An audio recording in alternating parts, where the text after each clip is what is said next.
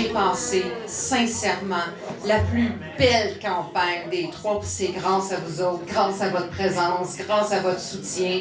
La population a été extraordinaire aujourd'hui. J'ai eu plein de signes d'amour, plein de signes de soutien. Moi, j'en sors de tout ça, grandi avec vous, ici, pour toujours. Merci.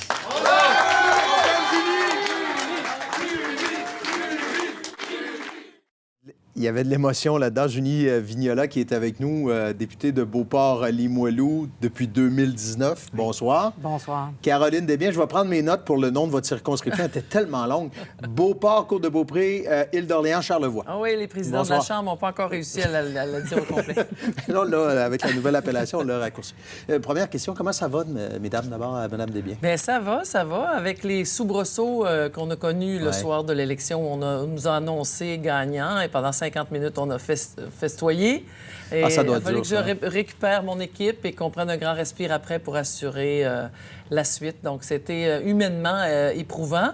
Maintenant, c'est un peu moi qui me ramasse un peu les morceaux depuis ce temps-là. Ouais. Mais Et je ramasse aussi les commentaires des Charlevoisiens, des Charlevoisiennes, entre autres, mais aussi l'Île d'Orléans, qu'on a beaucoup aidé avec la gestion de l'offre, et les travailleurs étrangers temporaires. Bref, les gens ont de la peine. Ouais. Et ils disent que le redécoupage, entre autres, et la peur leur a volé leurs députés de région, celles qui les connaissaient, qui les comprenaient. Et je reçois tout ça aussi. Alors, ça ajoute, probablement que ça ajoute oui. à la peine d'avoir perdu cette élection-là. Vous me disiez, Mme Vignola, que vous n'aviez même pas de souvenir de ce moment-là qu'on vient de présenter. Non. C'est un... je sais que j'ai parlé. Ouais.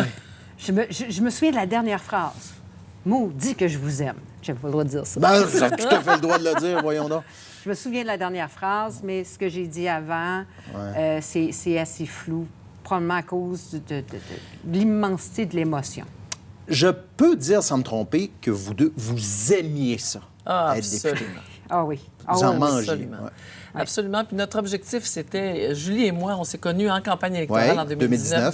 Dans l'autobus du chef. Oui. Et on était les deux pareils. Ce qu'on voulait, c'est cesser un peu le cynisme en politique, apporter une approche plus terrain, ramener la politique fédérale sur le terrain et non l'inverse. Et je pense que ça, là-dessus...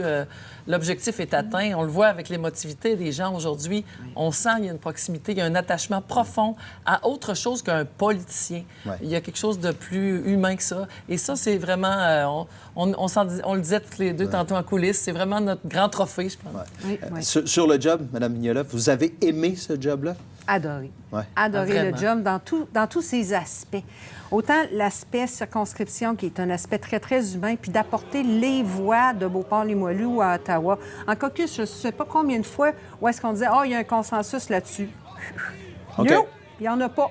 Julie lève le doigt. Non, ça ne marchera Voici pas. ce que moi j'entends, OK. puis il faut tenir compte de ça pour trouver un consensus. Puis on faisait changer, on faisait changer des voix en caucus pour dire, OK, on va y aller comme ça, de cette façon-là, pour mieux représenter l'ensemble de notre monde. Pas juste nos militants, pas juste ceux qui ont voté pour nous, mais l'ensemble du monde.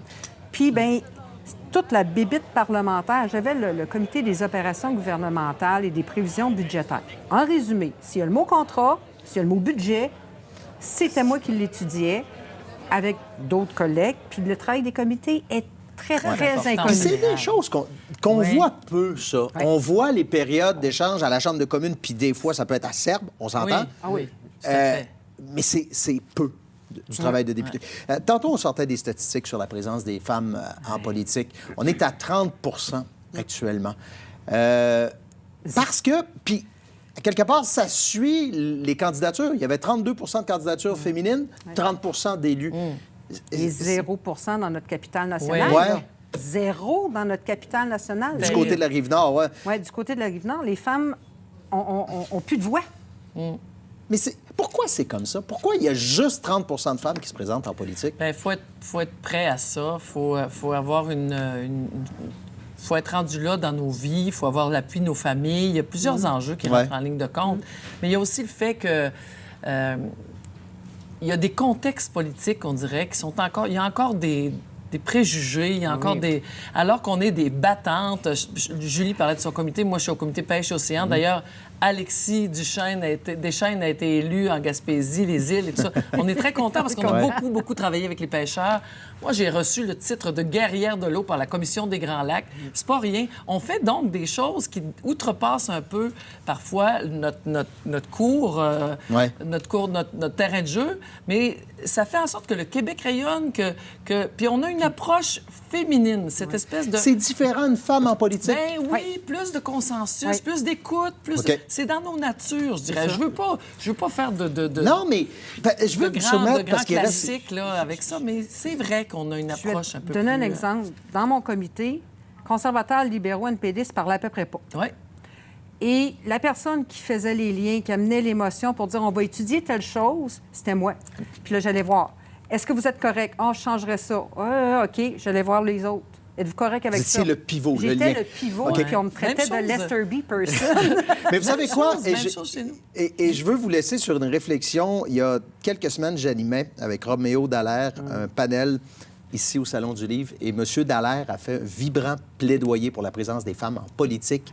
Et il disait s'il y avait plus de femmes en politique, on aurait moins de guerre dans le monde. Oui. Et je viens de comprendre pourquoi avec l'exemple que vous venez de me faire. Ça fait plaisir, ça. Mesdames, merci. Bon repos. Merci bon beaucoup. repos Merci. si vous avez le temps. À la prochaine. À la prochaine. Au revoir. Au revoir.